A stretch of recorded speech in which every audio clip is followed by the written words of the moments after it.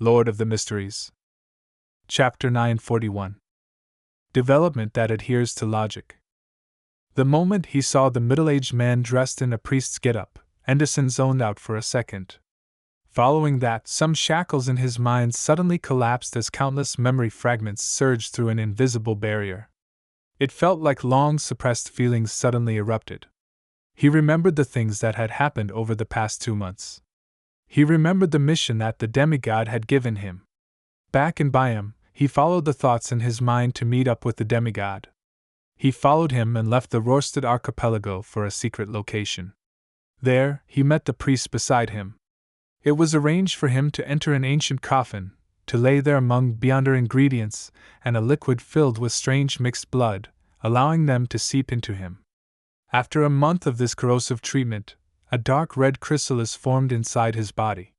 He then had his memories from this period of time sealed before being sent to West Balam. He was then psychologically cued to not leave until he recovered his memories. This meant that he hadn't finished the demigod's mission and that it was still underway.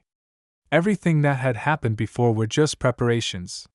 Scenes flashed through his mind as Anderson discovered that while he was playing the harmonica on the streets, checking into the hotel with Danitz, obtaining of language comprehension charms from the Church of Knowledge's preachers, as well as his arrival in Northern State, all of these incidents had this genial and seemingly innocent priest present beside him the entire time. When having meals, he was sitting at a neighboring table. When he checked in, the neighboring room was his. When walking on the streets, he was walking right beside him. When playing the harmonica and putting on the ventriloquist act, this man was looking at him in a genial manner. And Anderson hadn't noticed any of this back then. Danitz, who was beside him, the people around him, none of them had noticed him. It was as though they had never seen this priest before. A chill that arose from deep in his heart ran from his tailbone up his spine to his brain. He felt that the experiences he had been through were enough to drive him insane, to the point of losing control. Danitz, who had already opened up a distance from Anderson, looked at the black-robed clergyman, in Sanguil, and then he looked at the simple priest who was praying with his eyes closed. He hurriedly bowed his head and used ancient Hermes to softly chant, "The fool that doesn't belong to this era. The mysterious ruler above the gray fog. The king of yellow and black who wields good luck." A few days earlier, he had received Mr. Fool's revelation to handle some matters as a guise to stay around Anderson. It was so that he could immediately pray if any abnormalities were to happen. Although he didn't know what would happen, or who he had encountered, Danitz, who always cherished his life, didn't hold back and did as he was told, even if the abnormalities that happened might very well be him being overly imaginative. For this, he had specially worn the boxing glove made from Grozel's beyonder characteristic. It ensured that he would act first without thinking so as to not waste any time. At this point, Zanguil had stopped walking. His dark blue, nearly black eye and the eye filled with blood vessels reflected the priest in simple white robes who had a cross hanging by his chest. In his mind, in his mouth, a furious voice sounded, "Adam! The Creator's son, King of Angels, Adam!" Before Zanguil could finish his sentence, the priest opposite him opened his eyes.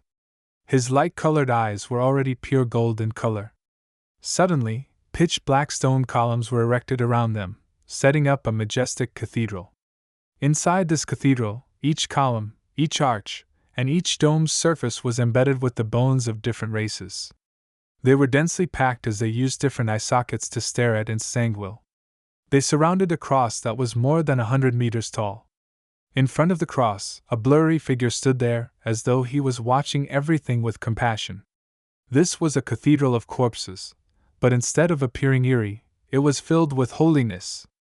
The walls, windows, and doors of the cathedral had transparent, warped faces protruding out.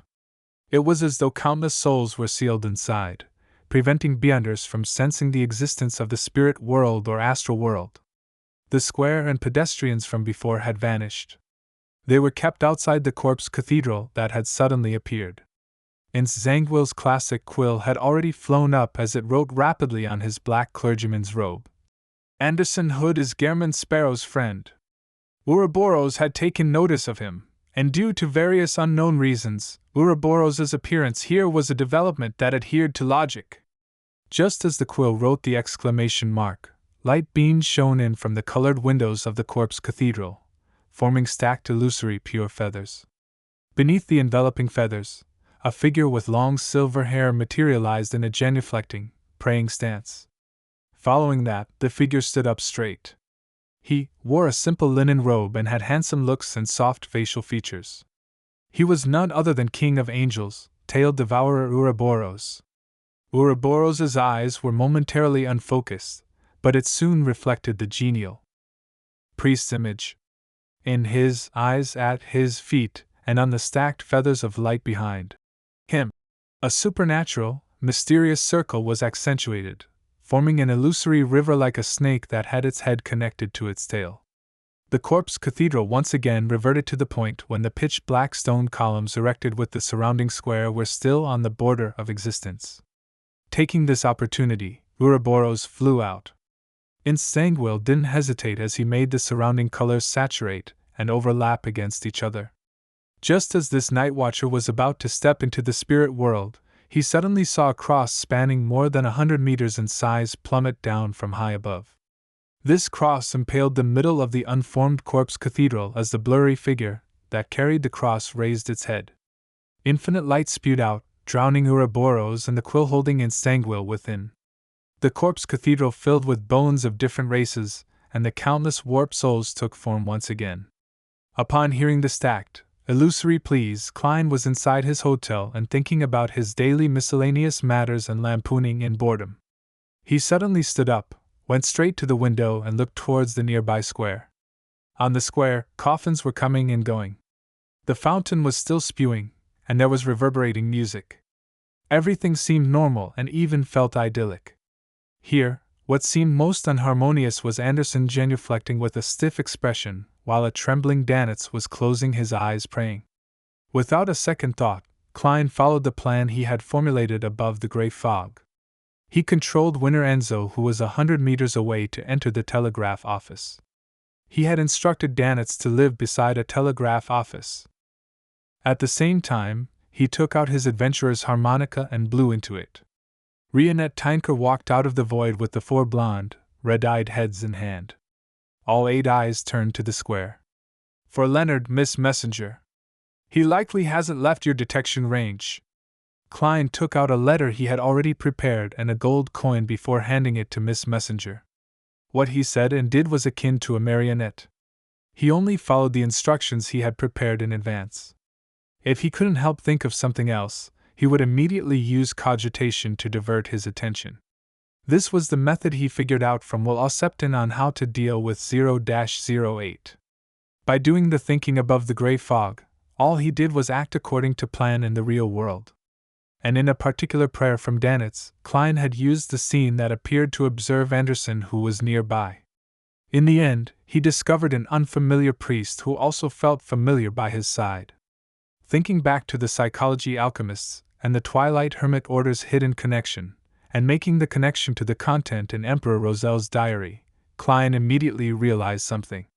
He was certain about what would happen next. The master of the Twilight Hermit Order, the son of the Creator, Angel of Imagination Adam, was conspiring to obtain 0-08. This also meant that there was a high chance for Instanguil to appear with Anderson as the target. Then, Klein redid his plan above the gray fog, pretending as though he had never noticed anything. He continued his state as a marionette in reality. One of Rionette Tynker's heads bit onto the letter as the 8 eyes looked deeply at Klein for 2 seconds. Klein nodded indiscernibly without a word, watching Miss Messenger return to the spirit world. In the Kukawa telegraph office, Winner Enzo handed over the telegram, address, and Vro gold he had already prepared for the staff, urging them to send it immediately. West Balam, Northern State, Kukawa. Instanguil has appeared. The radio waves quickly spread, sending the message to the major bases of the Church of Evernight in West Balam and East Balam. East Balam. Why are you always active around the cathedral? Why don't you go further to carry out the investigations? Daly asked Leonard. Leonard thought and said frankly and seriously, awaiting news. Daly nodded in thought without prying further. She turned silent, no longer playing jokes on Leonard. It was as though she was waiting for something as well. Suddenly, Leonard's spiritual perception was triggered as he turned to look left. As a gatekeeper, Daly had already cast her eyes in that direction. A letter had appeared at some point in time, landing underneath a gas street lamp. Leonard didn't avoid Daly as he hurriedly picked up the envelope and opened it. The content of the letter was very simple. There was only one line. West Balham, Northern State, Kookawa, Revival Square. Coordinates. Leonard's expression turned heavy as he turned to Daly and said, "Ma'am, please help me to cover my tracks." As he spoke, his left glove had turned transparent. He stuffed his right hand into his pocket and grasped the fate's siphon charm. Daly fell silent for a second and said extremely seriously, "Bring me along. Back then, you managed to at least fight, but I didn't have the time to do anything." Leonard's expression changed as his mouth gaped slightly. Finally, without saying a word, he grabbed Daly's shoulder. The two then vanished from the rather empty streets. As he watched Miss Messenger leave, and once he confirmed that the telegraph office had at least sent one telegram, Klein immediately took 4 steps counterclockwise and entered above the gray fog. He directly sat at the high-backed chair of the fool and beckoned for the tyrant card, the sea god's scepter, and a silver-gray charm. Immediately, he was wearing a papal tiara with a papal robe draped over him with a bone scepter in hand. Amidst silver bolts of lightning, Klein spread his spirituality towards the point of light where Danitz was.